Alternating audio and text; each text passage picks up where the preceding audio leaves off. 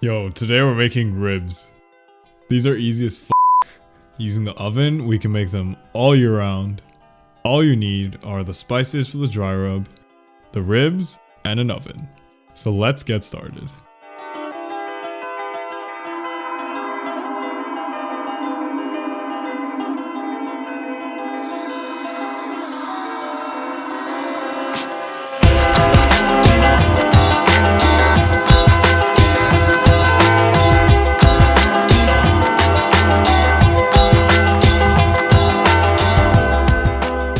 For the dry rub, you'll need half a cup of paprika powder, a third of a cup of dark brown sugar, a fourth of a cup of kosher salt, 2 tablespoons of garlic powder, 3/4 tablespoons of celery salt, half a tablespoon of freshly ground black pepper, 1 tablespoon of ground chili, 1 teaspoon of ground cumin, 2 teaspoons of onion powder, which I actually forgot and I ended up adding it later, 2 teaspoons of dried thyme, 2 teaspoons of dried oregano, 2 teaspoons of dried mustard powder, 1 teaspoon of dried coriander, 1 teaspoon of cayenne powder, 1/4 teaspoon of ground cinnamon, and about 10 Szechuan peppercorns worth of powder.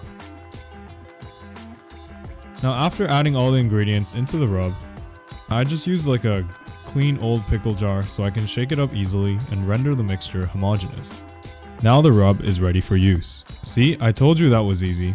That rub is all you need for wonderfully flavorful ribs. The rest of the cooking process is all in the technique, which is also extremely easy. To prep the ribs, we first must rinse them and wipe them dry. This makes sure that the flavors are not diluted later on. So as you can see, I'm also removing the membrane from the bone side of the ribs. Sometimes it'll be hard to remove like this, but sometimes it'll be easy to remove all in one go, just like this. This allows the ribs to be easily eaten and easily cut later on. So I didn't mention this before, but this time I'm actually trying 2 different styles of preparing ribs. This first style is called the Memphis style by making a white vinegar, dry rub, and water mixture to apply to the ribs during the baking process. The rub consists of 1/4 cup of white vinegar, 1/4 cup of water, and 1/8 cup of the dry rub. Also, I forget to apply a generous rubbing of bacon grease onto the bottom of the pan. So I do that with the help of a friend.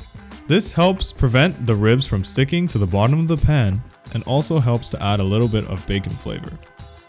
So for the Memphis style ribs, you just have to rub the ribs with the vinegar mixture every 20 or 30 minutes during the baking process, which is baking in the oven at 250 degrees Fahrenheit for 1.5 hours to 2 hours, depending on the thickness of your ribs. I apply the vinegar mixture every 20 or 30 minutes to the ribs so that they don't dry out and the vinegar can penetrate the full thickness of the ribs. You just have to apply a final coating of the vinegar mixture and then a coating of the dry rub and bake for the last 20 minutes or so to ensure that the dry rub doesn't retain any of its raw qualities, and then you're finished.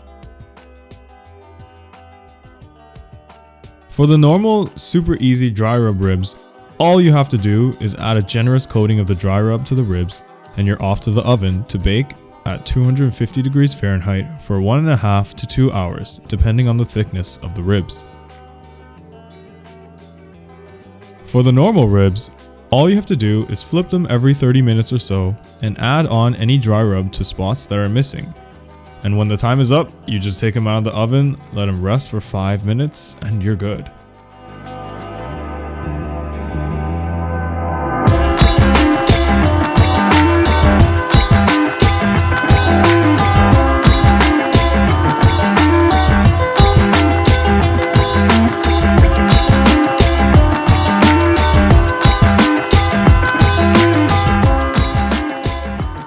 This is what the Memphis style ribs look like. And this is what the dry rub ribs look like. Notice how the Memphis style ribs are a little bit more juicy on the inside, and the dry rub ribs are more of a traditional meaty texture. And I found that it just depends on what your preferences are, because most of my family preferred the dry rub only ribs, but I actually prefer the Memphis style ribs with the vinegar. Now personally, I liked both style of ribs almost equally as much. It's like if you're a sushi lover like myself, comparing otoro to uni. Like, two amazing things.